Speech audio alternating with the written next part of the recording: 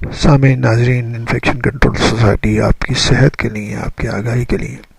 اور نئی معلومات پہنچانے کے لیے مضامین آپ کی سماعت کے لیے پیش کرتی ہے۔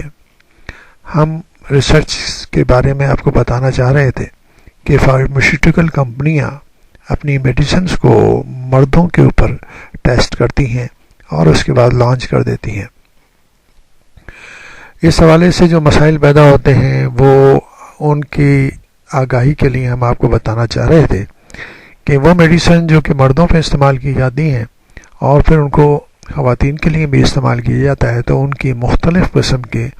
مسائل اور سائیڈ ایفیکٹس دیکھنے میں آتے ہیں۔ 2001 میں نیوزی لینڈ میں سائنسدانوں نے یہ دریافت کیا تھا کہ جلدی امراض یعنی کہ اسکن ڈیزیزز کے استعمال کی جانے والی دواؤں سے خواتین میں ریئیکشن کا 70% زیادہ امکان ہوتا ہے۔ ایک آزاد فارماسیوٹیکل کنسلٹنٹ ڈاکٹر پیٹر ڈیولینڈ نے بتایا کہ خون کو پتلا کرنے کے لیے عام طور پر استعمال کی جانے والی ایک دوا وارفرین سے خواتین میں بہت زیادہ خون کے اخراج کی شکایتیں سامنے آتی ہیں، جبکہ الرجی کے تدارک کرنے کے لیے دی جانے والی اینٹی ہسٹامین دوائیں بھی خواتین کو مردوں کی نسبت زیادہ آزار میں مبتلا کرتی ہیں۔ انہوں نے بتایا کہ خاص طور پر پرانی قسم کی اینٹی ہسٹامین دوائیں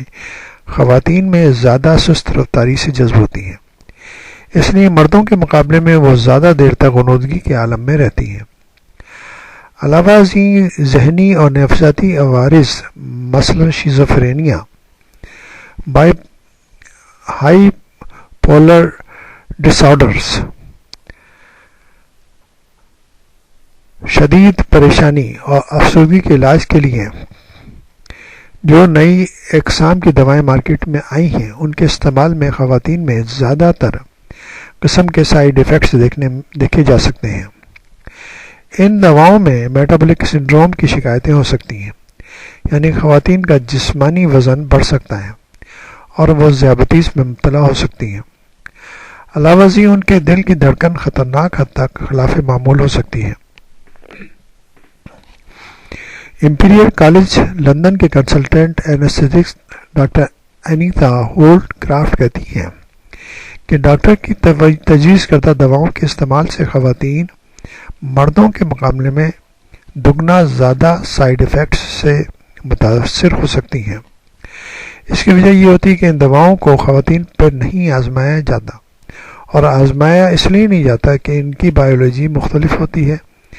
جب کسی چیز پر ریسرچ ہی نہیں کی گئی ہو تو ہم یقین سے کوئی بات نہیں کہہ سکتے۔ بلا شبہ دواؤں کے ضمنی یعنی کہ سائیڈ ایفیکٹس مردوں پر بھی ہوتے ہیں، لیکن خواتین کے مقابلے میں ان کی شکایتیں تقریباً آدھی ہیں، جس سے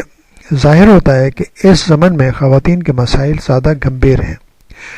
ڈاکٹر ہولٹ کرافٹ نے کہا کہ عام درد دور کرنے والی دوائیں میڈیسن NSAID دوائیں جو خواتین میں مختلف طریقے سے اثر انداز ہوتی ہیں۔